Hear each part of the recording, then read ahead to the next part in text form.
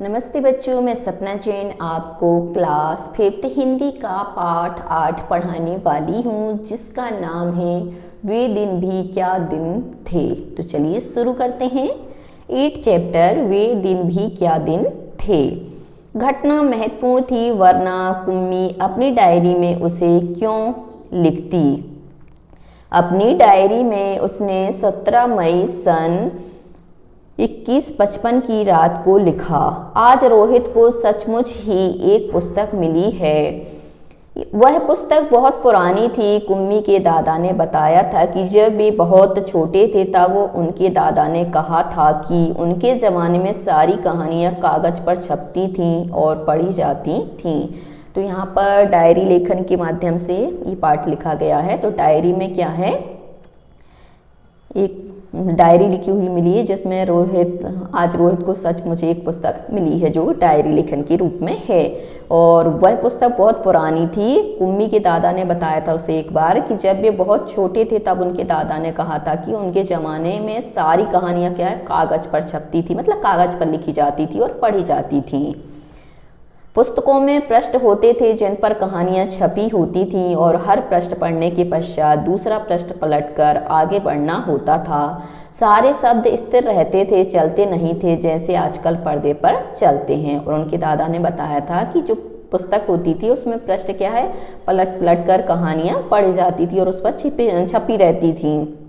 और जो शब्द होते थे वह कैसे होते थे, स्थिर होते थे, वो चलते नहीं थे जैसे कि आजकल हम टीवी देखते हैं तो टीवी पर क्या होते हैं, पर्दे पर वो चीज़ें चलती हैं। रोहित ने कहा था, कितनी पुस्तकें बेकार जाती होंगी, एक बार पढ़ी और फिर बेकार हो गईं। अब तो हमारे टेलीविज़न के पर्दे पर न जाने कितनी पुस्तकों की सामग्री आ जाती है और फिर भी यह पुस्तक नई की नई रहती है। आगे बताता है रोहित कि कितनी पुस्तकें वो छपती होंगी तो बेकार जाती होंगी, एक बार पढ़ी और फिर वो पुस्तक बेकार हो गई। और आप देखो हमारे ज़माने में जो टेलीविज़न है उसके पर्दे पर ना जाने कितनी पुस्तकों की सामग्री आ जाती है और फिर भी वह पुस्तक नई की नई रहती, खराब नहीं होती है। कुम्मी ने भी रोहित की हाँ में हाँ मिलाई। फिर पूछा, तुम्हें वह पुस्तक कहाँ मिली। कुम्मी ने भी रोहित से कहा, हाँ सही कह रहे हो। फिर पूछा कि ये जो तुम्हें ये पुस्तक मिली है कहाँ मिली। रोहित ने बताया, अपने घर में एक पुराना डिब्बा कहीं दबा पड़ा था, उसी को फेंक रहे थे कि उसमें से यह पुस्तक मिली। इसमें क्या लिखा है, स्कूलों के बारे में लिखा है। स्कूल? कुम्मी ने प्रश्न किया। उसके विषय में लिखने को है ही क्या, हर विद्यार्थी के घर पर एक मशीन होती है जिसमें टेलीविज़न की तरह का एक पर्दा होता है। रोज नियमित रूप उसके सामने बैठकर हमें वह सब याद करना होता है जो वह मशीन हमें बताती है। यहाँ पे बता रहे हैं स्कूल के बारे में क्या होगा, एक टेलीविज़न होता है, उसमें एक पर्दा होता है, उस पर रोज हमें होमवर्क करना पड़ता, पढ़ना पड़ता है और वो भी जो मशीन बताती है उसके अनुसार सारा गृह कार्य करके दूसरे दिन उसी मशीन में डाल देना होता है। हमारी गलतियां बताकर फिर वह हमें समझाती है।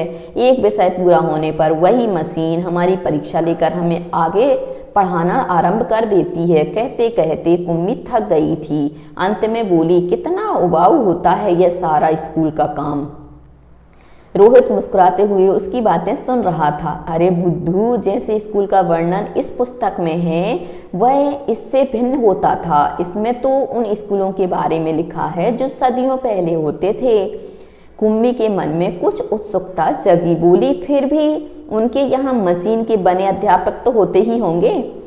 कुम्मी को याद आया कि एक बार जब उसने भूगोल में रोज वही गलतियां होने लगी थीं तो उसकी माँ ने मोहल्ले के अध्यक्ष को बताया था कि तब एक आदमी आया था और उसने उस मशीन के पुर्जे अलग कर दिए थे। तब उसने मन ही मन यह मनाया था कि वह आदमी इस बोर करने वाले अध्यापक को पुनः जोड़ना पाए तो उसे हमेशा के लिए छुट्टी मिल जाए। लेकिन उस आदमी ने मशीन को फिर से जोड़कर उसकी माँ को बताया था कि लगता है मशीन के भूगोल की चक्की कुछ तेज रफ्तार पर थी, सो आपकी लड़की के लिए उसे समझना कठिन हो गया था। मैंने अब उसकी गति कुछ धीमी कर दी है, सो आशा है कि अब ठीक रहेगा। अब यह इसमें क्या होता है, उसका जो कंप्यूटर होता है वो खराब हो जाता है तो वो उसकी माँ क्या करती है, एक आदमी को बुलाती है उसको ठीक करने के लिए। तो कुम्मी को लगता है कि अच्छा हुआ, कम से कम है ना ये खराब हो जाएगा तो मुझे है ना इस बुरे डिब्बे से पढ़ना नहीं पड़ेगा।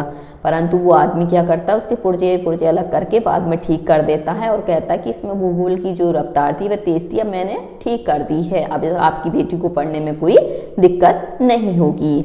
और कुम्मी को उसी समय भूगोल का सबक सीखने बैठ जाना पड़ा था। मन ही मन वह उस मशीनी अध्यापक को कोसती रही थी।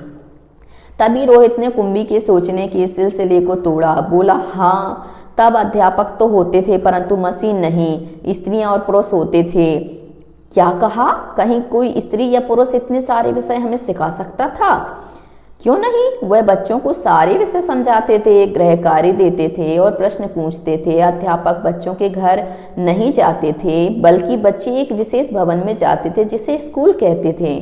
बाद में दोनों में बातचीत होती तो बातचीत में वो कहते हैं कि क्या स्त्री और पुरुष होते थे? तो वो कहते हैं हाँ, स्त्री पुरुष होते थे और वो हमें सारे विषय पढ़ाते थे।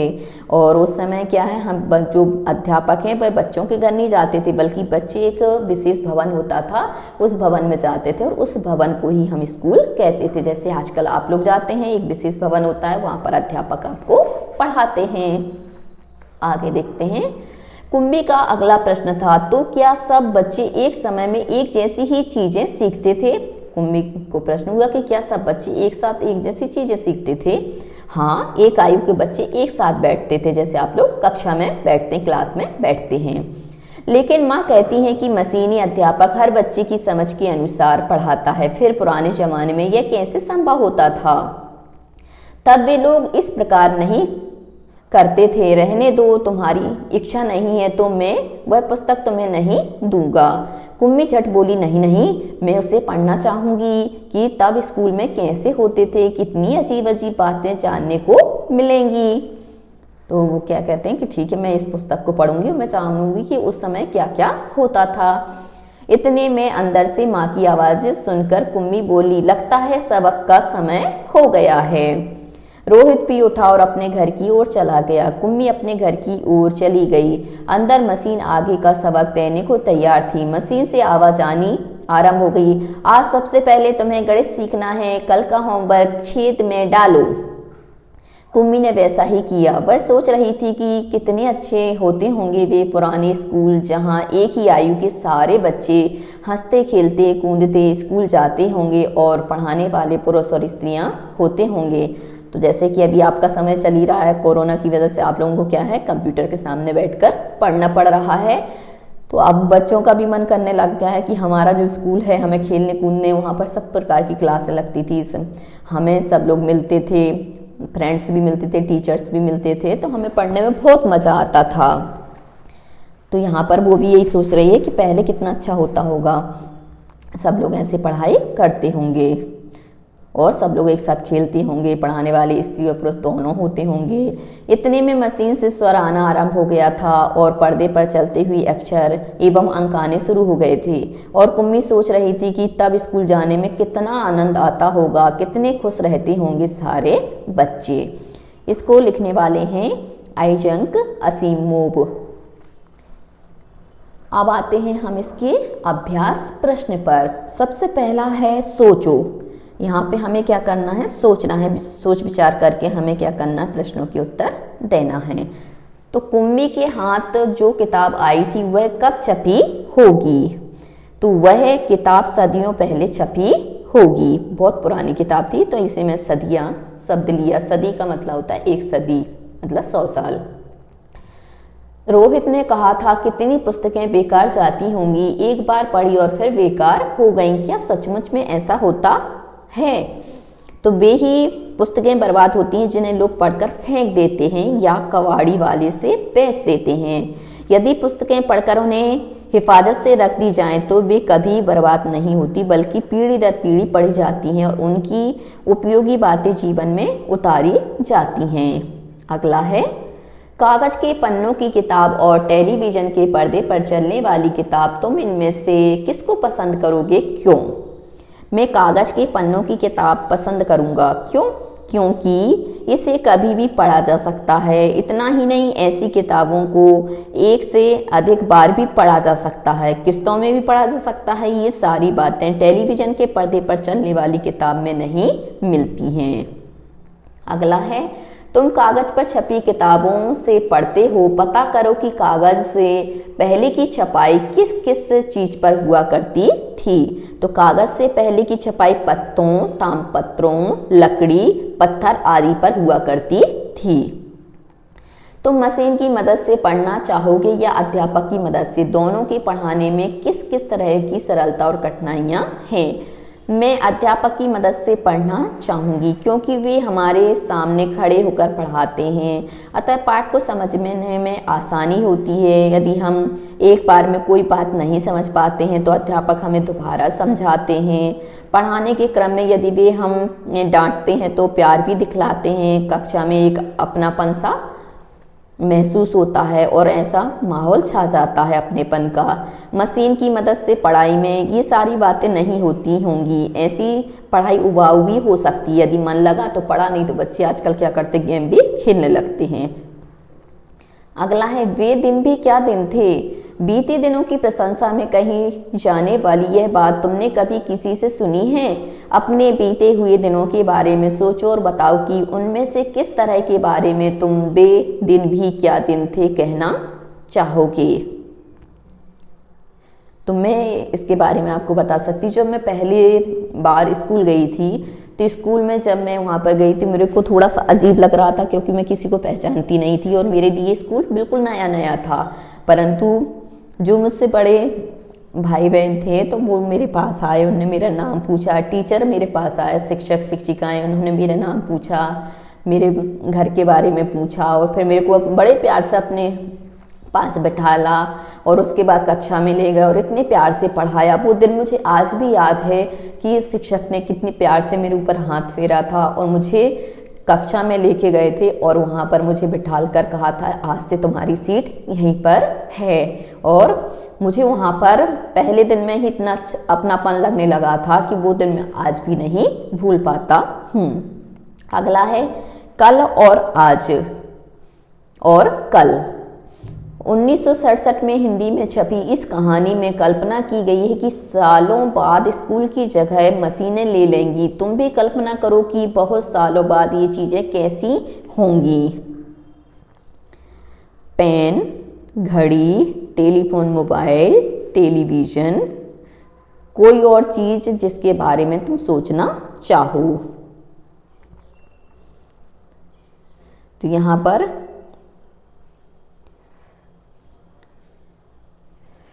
जैसे मान लो पेन, अभी तो हम क्या करते हैं, इस पेन को हाथ से लिखते हैं, परंतु सालों बाद यही पेन क्या है, सिर्फ मशीनी से हो जाएगा। तो हम क्या करेंगे, सिर्फ मोबाइल पर या आईपैड पर पेन को लेके लिखेंगे। घड़ी, घड़ी अभी हम क्या करते हैं, या तो दीवार पर टंगी होती है या हमारे हाथ पर होती है, परंतु यही घड़ी हमें क्या है, सिर्फ कंप्यूटर मोबाइल पर ही दिखाई देगी। टेलीफोन और मोबाइल, तो टेलीफोन तो लगभग बंद हो गए हैं, सिर्फ मोबाइल रहेंगे। मोबाइल भी कैसे हो जाएंगे, जिसको हम जेब में लेकर घूमेंगे। और टेलीविजन, टेलीविजन तो प्राय मुझे लगता है कि लुप्त से ही हो जाएंगे क्योंकि सारा काम हमारा कंप्यूटर ही ले लेगा। और कोई और चीज जिसके बारे में तुम सोचना चाहो तो हम हर जगह क्या है, सिर्फ मशीन पर ही निर्भर हो जाएंगे। अगला है, नीचे कुछ वस्तुओं के नाम दिए गए हैं, बड़ों से पूछकर पता करो कि 20 साल पहले इनकी क्या कीमत थी और अब इनका कितना दाम है। जैसे आलू, लड्डू, शक्कर, दाल, चावल, दूध। अब यहाँ पर हमें 20 साल पहले के दाम बताने हैं कि 20 साल पहले क्या दाम होंगे। जैसे आलू 20 साल पहले 50 या 75 पैसे प्रति किलोग्राम से मिलते होंगे। अब इनका दाम 10 रुपये 8 रुपये प्रति किलोग्राम है। फिर है लड्डू, तो 10-20 रुपये किलोग्राम मिलते थे और अब मिलते हैं 150-200 रुपये प्रति किलोग्राम। शक्कर, शक्कर 3-4 रुपये प्रति किलोग्राम मिलती थी और अब मिलती है 60-65 रुपये प्रति किलोग्राम। दाल, दाल 5-6 रुपये प्रति किलोग्राम मिलती थी और अब मिलती 80-60 रुपये प्रति किलोग्राम। चावल 5-10 रुपये प्रति किलोग्राम मिलते थे और अब मिलते हैं 50-60 रुपये प्रति किलोग्राम। दूध 4 रुपये लीटर मिलता था और अब मिलता है 35-40 रुपये प्रति लीटर। आगे चलते हैं।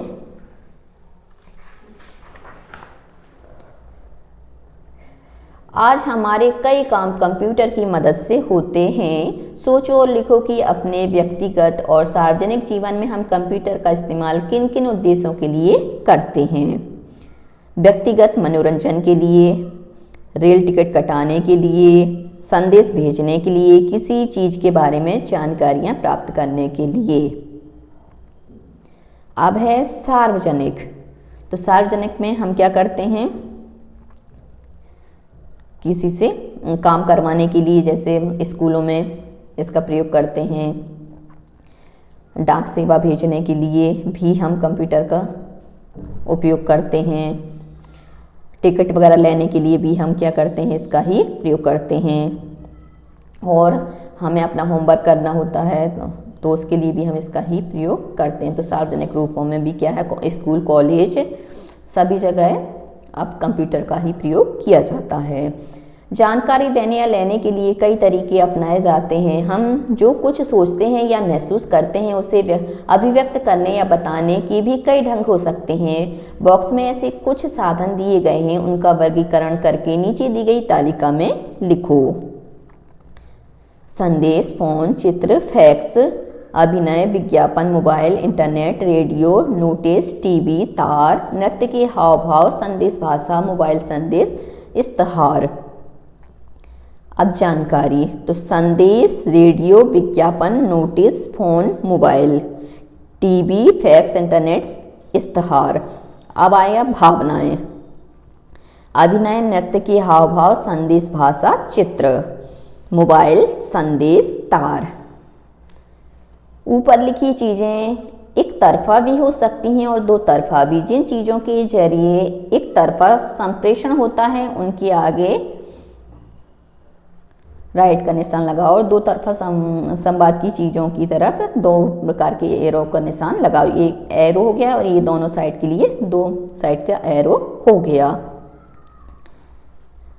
तो हमें क्या करना है, एक तरफा के लिए इसका इस्तेमाल करना है, 2 तरफा के लिए इनका इस्तेमाल करना है। तो ये आप लोग कर सकते हैं, आराम से लगा सकते हैं, क्योंकि आपको पता है कि एक तरफ के लिए कौन कौन सी चीज़ें होती हैं। और आपको यदि समझ में नहीं आता तो आप सड़क वगैरह पे जाते हैं तो आपने देखा होगा ऐसे एरो लगे रहते हैं। हम स्कूल जाते हैं तो स्कूल की साइड भी, दुर्घटना के स्थल पर भी इस प्रकार के निशान लगे रहते हैं। आगे है तुम्हारी डायरी। डायरी लिखना एक निजी काम या शौक है। तुम अपनी डायरी किसी और को पढ़ने को देते हो या नहीं, यह तुम्हारी अपनी मर्जी है। कई व्यक्तियों ने अपनी डायरियां छपवाई थी भी हैं ताकि अन्य लोग उन्हें पढ़ सकें। ऐसी ही कोई डायरी खोजकर पढ़ो और उसका कोई अंश कक्षा में सुनाओ। अपनी डायरी बनाओ और उसमें खुद से जुड़ी बातें लिखो। डायरी में तुम अपने स्कूल के बारे में क्या लिखना चाहोगे? तो अपनी डायरी में मैं अपने शिक्षक, शिक्षिकाओं और दोस्तों के बारे में लिखूंगा। शिक्षक और शिक्षिकाएं कैसे पढ़ाते हैं, कैसे स्वभाव के हैं, विद्यार्थियों के साथ उनका कैसा तालमेल है, आदि तमाम बातें मैं अपनी डायरी में लिखूंगा। और हाँ, क्लास में मेरे कितने साथी हैं, कौन मेरा सबसे प्रिय साथी है, कौन मेरी मदद करता है, आदि बातें भी मैं डायरी में लिखना चाहूँगा। अब है तुम भी कल्पना करो। दोस्तों के साथ बात करके अंदाजा लगाओ कि 50 साल बाद इनमें क्या क्या बदलाव आएगा। फिल्मों में, गांव की हालत में, तुम्हारी परिचित किसी नदी में, स्कूल में। तो फिल्मों और अधिक हिंसा का बोलबाला होगा। जो फिल्म है उनमें क्या हो जाएगा, और भी हिंसा बढ़ जाएगी। नाच गाने भी अधिक देखने को मिलेंगी। कहानियां खोखली होंगी, मतलब उसमें सत्यता नहीं होगी, काल्पनिकता ज्यादा होगी।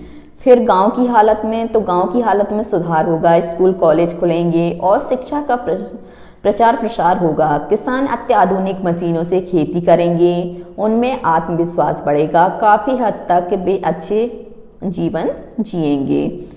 तुम्हारी परिचित किसी नदी में तो नदियों में क्या होगा, प्रदूषण बढ़ेगा, तो आने वाले समय में नदी में प्रदूषण बढ़ेगा। स्कूल में कंप्यूटरों का इस्तेमाल बढ़ जाएगा, खेल का मैदान बड़ा होगा, बच्चों को हर तरह का खेल खेलने का मौका दिया जाएगा। अब था है होगा। असीमोव की कहानी 2155 यानी भविष्य में आने वाले समय के बारे में है, फिर भी कहानी में थे का इस्तेमाल हुआ है जो बीते समय के बारे में बताता है। ऐसा क्यों है? तो कहानी में थे का इस्तेमाल इसलिए हुआ है क्योंकि इसमें उन्हीं घटनाओं का वर्णन किया गया है जो 2155 के पहले भूतकाल घटित हुई हैं। अगला है का जब मुझे बहुत डर लगा था, मैं जब छोटा था। इस शीर्षक से जुड़े किसी अनुभव का वर्णन करो। तो इसमें आ जाएगा कि जब मैं छोटा था तो घर में अकेले रहने से डरता था। एक बार मम्मी को किसी जरूरी काम से पड़ोस में जाना पड़ा। काम ज़्यादा देर तक का नहीं था, अतः मम्मी मुझे अकेले छोड़कर चली गईं। संयोग ऐसा था कि उनके जाते ही एक छोटी चुईया मेरे सामने से गुजर गई। वह तो न जाने कहाँ चली गई, लेकिन मैं जोर जोर से चिल्लाकर रोने लगा।